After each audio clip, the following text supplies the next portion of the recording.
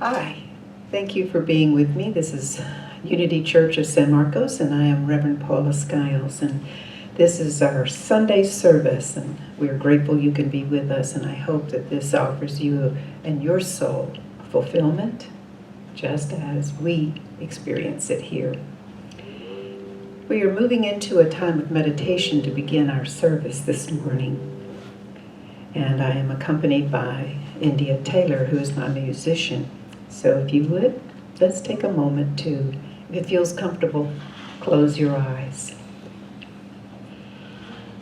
And as we go into meditation, in order to help you relax, be comfortable, centered within, if it feels good, close your eyes to let go of all doubt or distractions.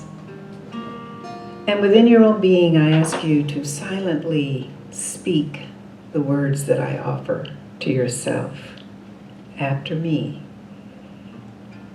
I feel very quiet. I feel very quiet. I am feeling more relaxed. I am feeling quite relaxed.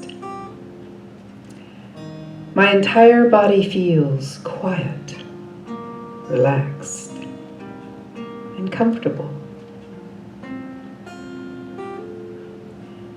My entire body feels quiet, relaxed, and comfortable. And my mind is calm and quiet. My mind is calm and quiet. I am alert in an easy, quiet, inward-turned way. I am alert in an easy, quiet, inward-turned way. I'm alert to the ideas of light that quietly fill my mind.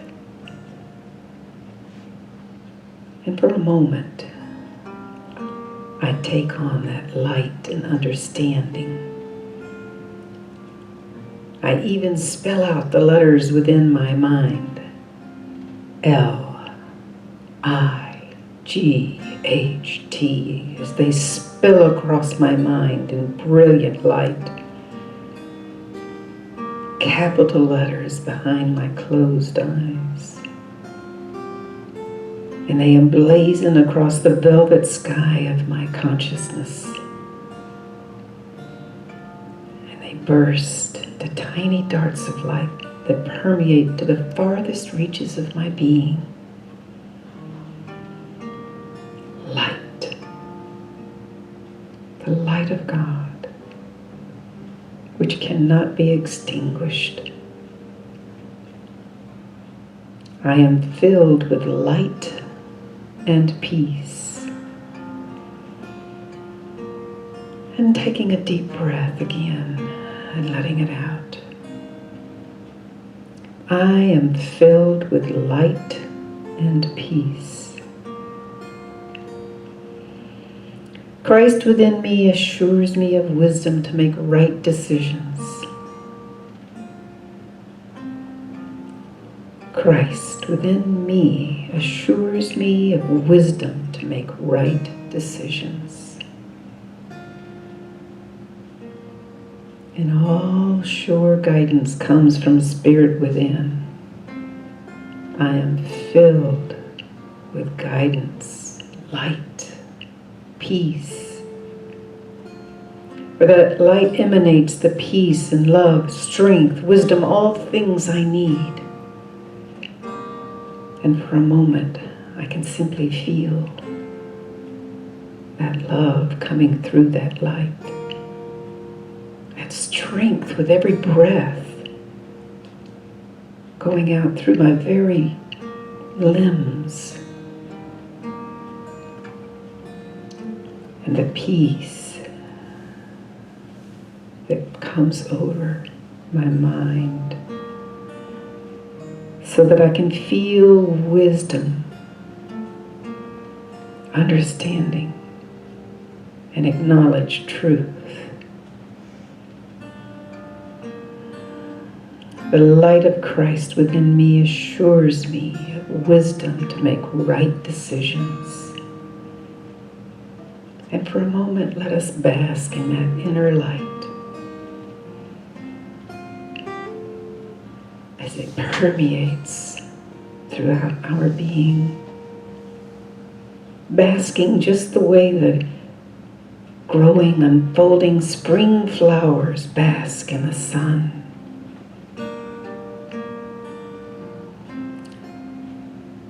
And like them, we draw from our own inner sun energy and the ability to grow, drawing within us that ability to grow, to be flexible, to change as needed. And so I bask in that light of truth quietly for another moment.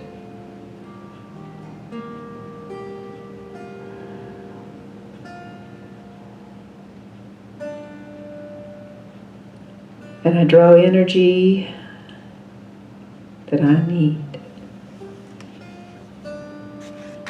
And I allow that energy to be a fountain of life and strength that wells up from deep within, filling me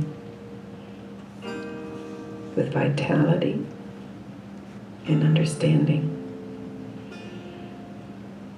I am now filled with life and strength. Christ within me is healing and perfecting me now. Christ within me is healing and perfecting me now. I am filled with life and strength.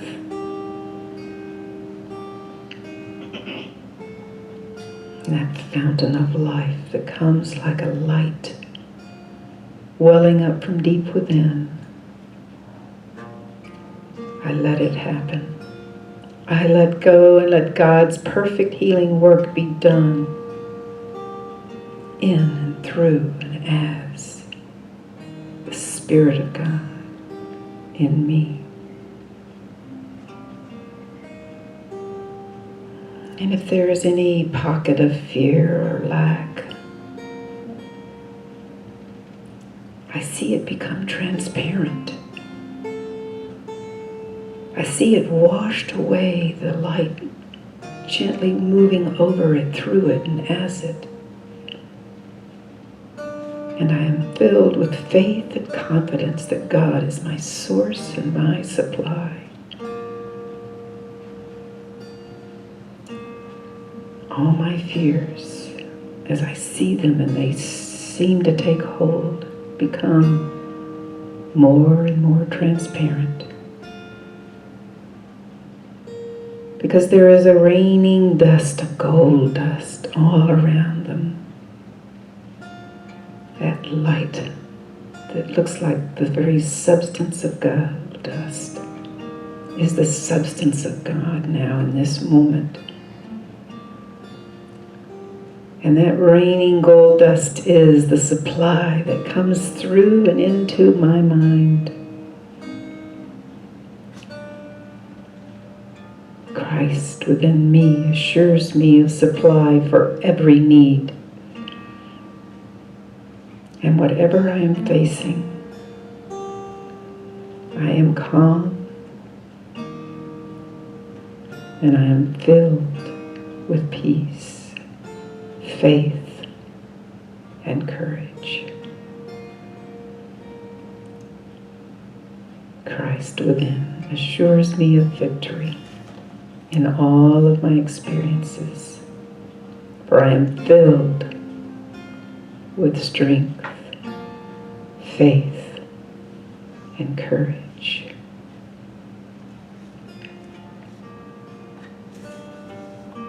And the joy of the Lord is my strength. I shall not want. And for a moment, I allow that sense of what joy is. Joy of the Lord is my strength. And joy ventilates the cells of my body, driving out impurities, and restores a sense of wholeness and health. Joy magnetizes me and attracts particles of God's substance, that beautiful golden dust, to my needs, to my soul's desires. And it clears the mists of my mind so that I know the right way. Joy. My soul rejoices to the touch of God's Spirit on my spirit. God's Spirit releases energy in and through and as my being, strengthening, inspiring, uplifting, and loving, and healing, and comforting. And I allow that inner light of joy to move my whole being, my obstinacies out of the way, my fears transparent, my doubts no longer a shadow of a doubt. And I let go into knowing I cannot be lost. I can let go of confusion because I am the light of the Spirit of God within me. I say it again and again. I joyfully follow the inner light and direction that I receive from you, Spirit.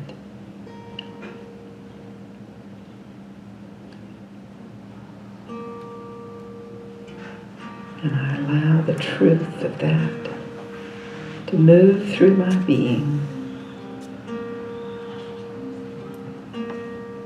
For I am a carrier of joy, and joy is contagious. And I allow that joy to radiate out to all about me, to all things and all people in the plant world, the animal world, the vegetable world, and even the crystallized forms of things like homes and automobiles or money. And that joy infuses the very atoms around, in, and as me. And even though I would now open my eyes to look around and say, where? How is God opening the way? Nothing seems to have changed. But for a moment, everything looks just the same as when I began my meditation. But the truth that I know deep inside is there is something changed. How is God opening the way to my good? There is a change in me. The change, the first opening has occurred. My mind, in my mind. And I can feel that something good is developing. And the door to my good is open to see beyond. And while I cannot as yet see through the door enough to know exactly what is beyond, I feel a sense of anticipation because I intuitively know that it is good. The Spirit of God in me is opening the way to my good, and I joyfully accept it. I gratefully go forth to meet my good.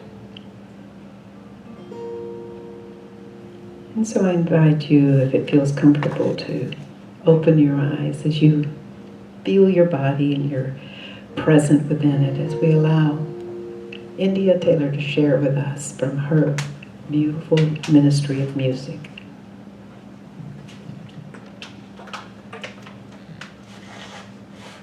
Thank you. All right, so I was thinking of this song to go with Paula's talk today, and it's about how whatever we're going through, this song is how we can take steps in faith to a better reality. Even if it looks a bit dark at first, it won't continue to look that way. And it's called Light is in My Heart. It was inspired by a quote from Rumi: "If light is in your heart, you will find your way home." And I wrote it. Paula wanted me to remind you that I wrote it. All right, here we go.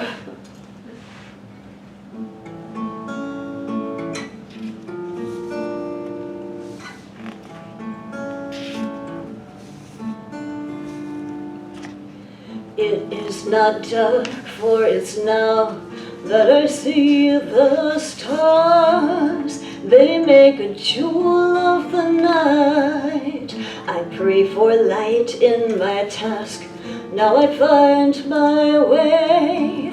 True answers come when I ask. If light is in my heart, I will find my way. Night will always turn to day, and it glows in my soul as I appreciate. Love illuminates a step of faith I can take. When I seek light in my dream, I see what it means. I see the beautiful theme. If light is in my heart, I will find my way. Night will always turn to day, and it glows in my soul. From light I come, and it's with light I flow. In light I live, and it's in light I know. When I touch the light, I can feel the light, for I am created in the image of the light.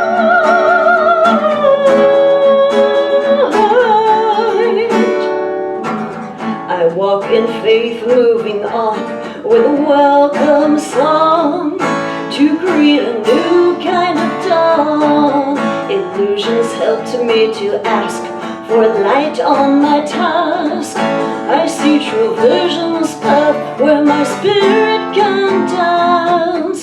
If light is in my heart, I will find my way. Night will always turn to day, and it glows in my soul. From light I come, and it's with light I flow. In light I live, and it's in light I know. When I touch the light, I can feel the light, for I'm created in the image of the light.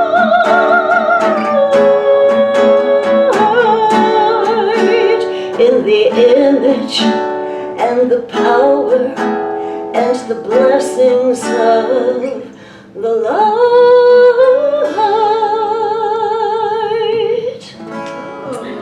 Yay! Thank you, India. That was great. You're welcome. Thank you. Beautiful, beautiful. What an inspired piece. It's amazing to me always that I never have to tell people, or my musicians, what the energy is for the message. Christ in them knows. And she just has a beautiful way of experiencing and living in that too. So, again, I'm Reverend Paula Skiles, and what a wonderful time to be with you this morning. This is a great day in Texas, San Marcos. So life is really about a perspective, and it's more about where you're seeing from rather than what you're looking at. Many of our experiences really depend on our perspectives and attitudes. And I want to share a story with you. So there was this farmer, and he had a donkey that fell into a well. Now, the donkey, he decided, was old, and he didn't really want to go to the trouble of trying to dig it, lift it up, all the things that needed to happen. So he invited a few of his friends over to help him bury the donkey, even though he wasn't dead yet. So they started shoveling in the dirt, right? And the donkey realized what was happening and it started to bray piteously. I mean, it was like, hallelujah. I mean, I can't really do a donkey, but he sounded good, right? Yeah, so I'm just imagining. I've heard a few donkeys, but anyway. So, and then after a short period of time, the farmer and his friends noticed the donkey had gotten really quiet. And they looked over the edge, because nobody really wanted to watch while they were burying this donkey alive. But they noticed something amazing. They noticed that every shovelful, the donkey would shake it off and take a step up. So they continued, they thought, they continued to dig the dirt in. And every time, the donkey would shake it off, take a step up, till finally they had enough dirt for the donkey to step up out of the well, right? So, sometimes you and I fall in life. The point of this story. We end up in these wells where it feels like people are trying to bury us, right? Or stuff in life is trying to bury us, literally, right? And we're shoveling dirt on us, all kinds of dirt. And the thing for us, what is it to do to get out of that well, to see beyond the appearances, if you will, of that condition, the well we've fallen into, to shake it off and take a step up, right? To see beyond is the title to this message, and it's about how you and I can use each of our difficulties or our troubles or the conditions that we find ourselves experiencing as a stepping stone into living a better life, all right? So let me tell you another story. There were these two guys, and both of them saw each other from across a river. And one of the other guys shouts to the other, he says, "I need you to help me get to the other side." The other guy says, "You're already on the other side."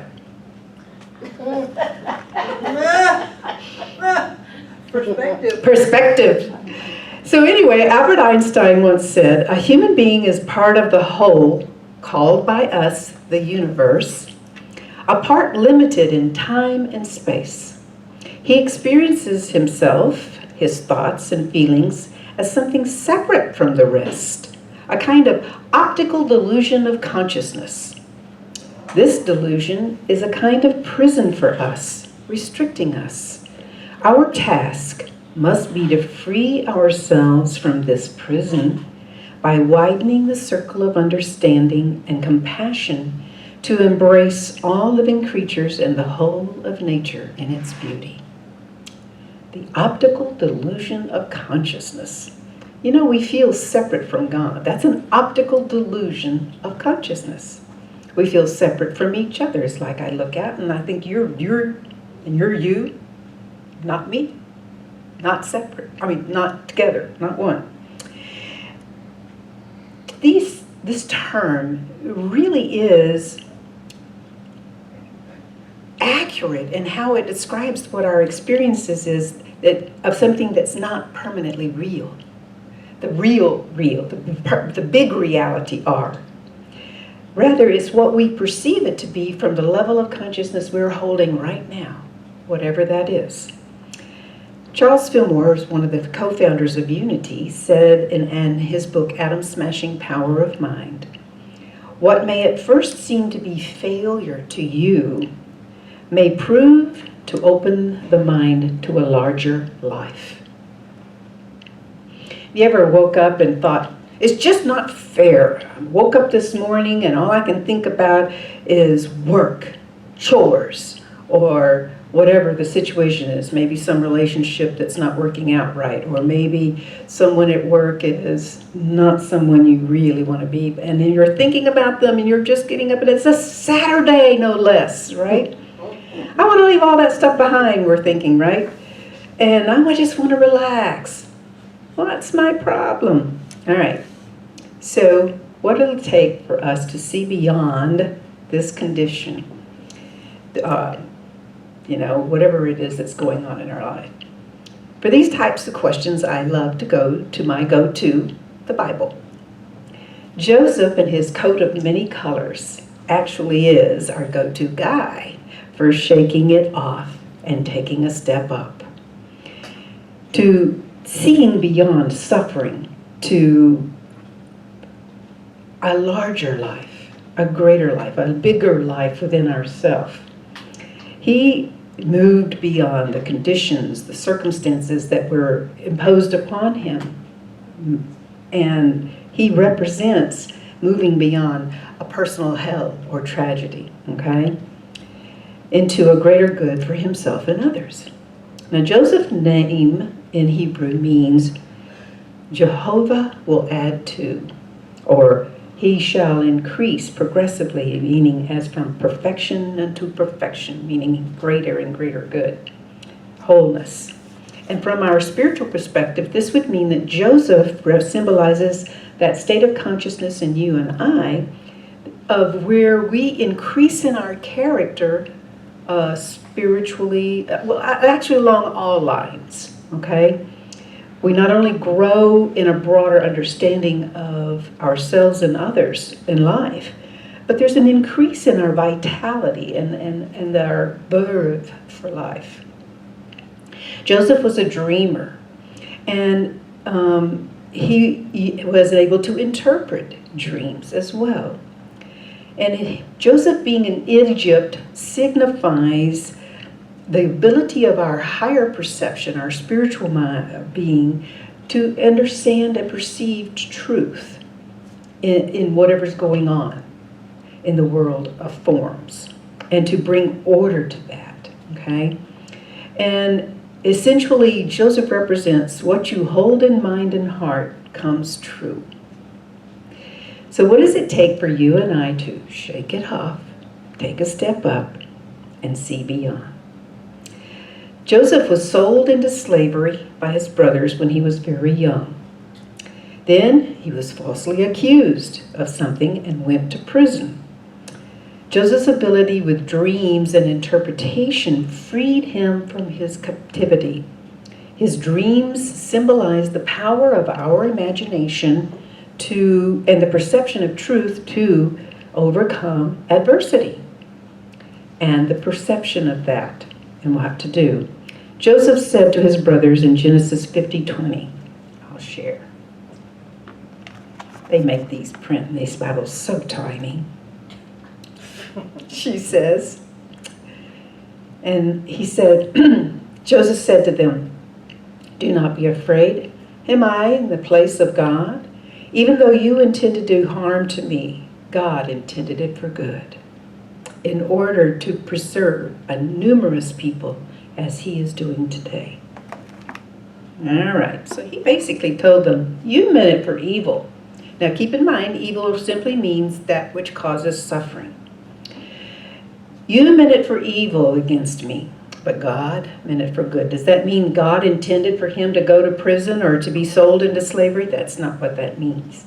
That means that even though the brothers' intentions were for him to suffer, God intended for him to have something good out of that. Something good would come into and through him and his life for himself and others as an experience. So even if you don't believe it, you and I have been given a capability and a capacity to help us move beyond or to see beyond the optical delusion of consciousness into a greater reality, to shake it off and step up, if you will. How? How, I'd ask. How? I want to hear. Okay, there's a little how there. Okay. Tell us, Paula. There we go.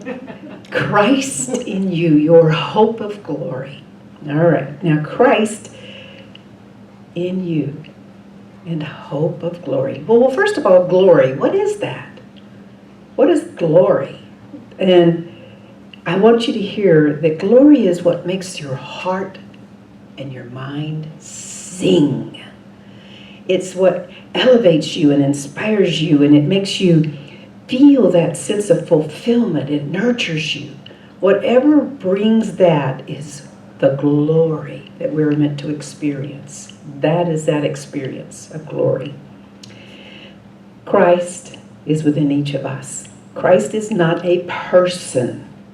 Christ is the image, if you will, that God holds of you and me and each other, that God holds for each of us, that perfect child of the image of God, that we are capable of becoming. Jesus lived it. Here on earth, not after we die, not before we were born, but here on earth, that is our unique gift to existence, is to express Christ within us. In order to do that, we have been given the ability to develop our own disciples and send them forth or express them. Okay? When it talks about Jesus sending forth his disciples, it's talking about expressing qualities. And let me talk about it this way. Love, imagination, power, judgment or discernment, understanding or wisdom, zeal, elimination or releasing, faith, life, order, will, and strength. These represent the Christ, or the idea of Christ that is within you. That was the word in the Hebrew is Messiah or Savior. This is the fully awakened human being.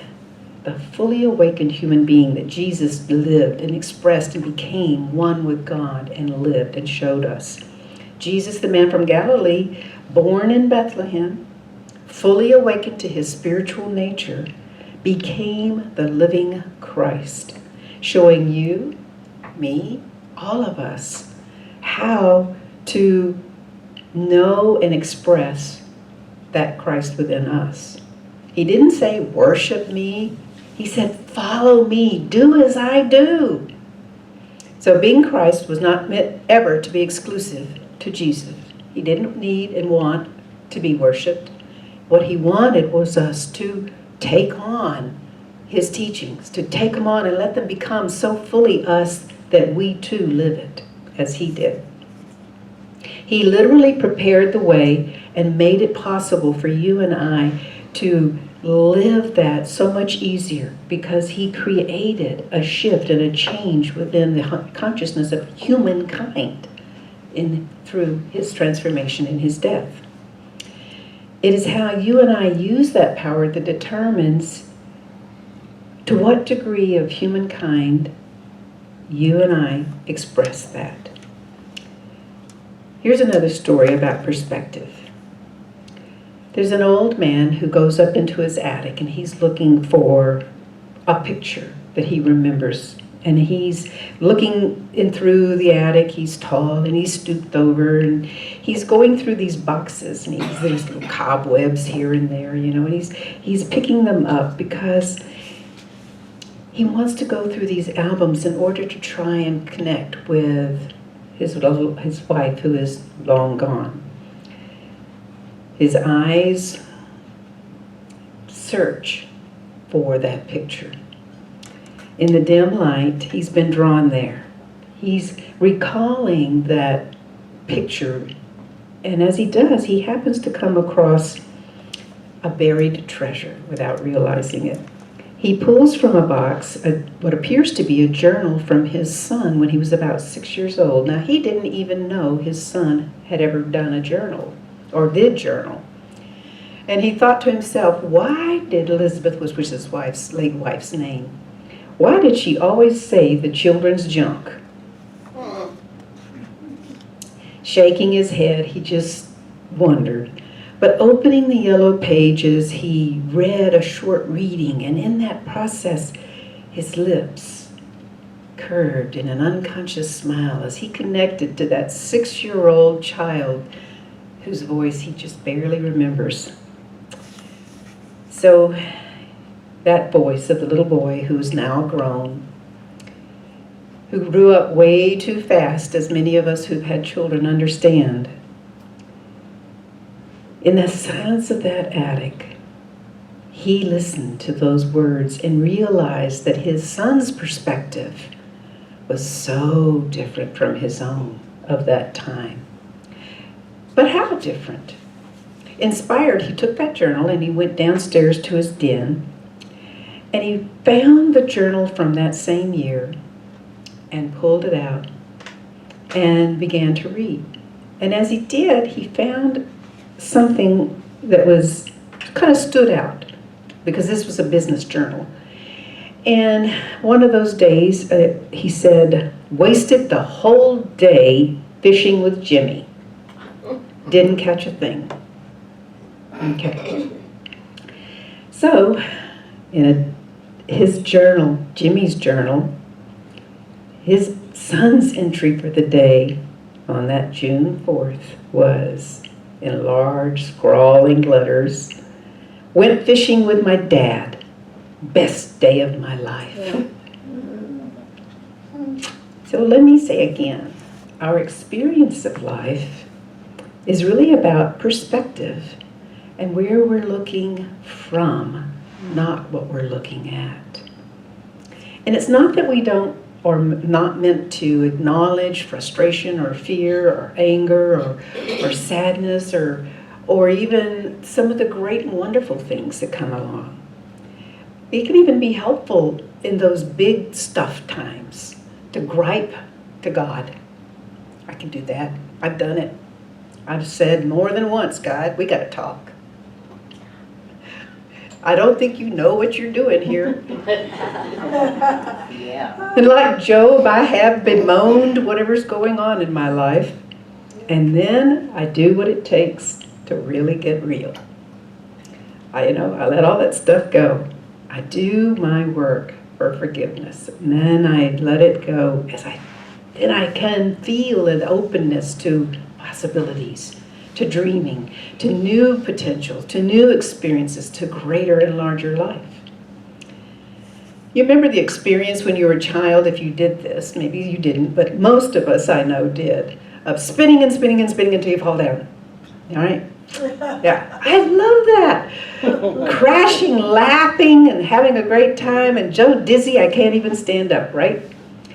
As a matter of fact, I sort of do something like that today. I go dancing, and my partner spins me around, right? I get a little dizzy, but I'm enjoying myself. I'm having a great time. It reminds me of that energy, I feel.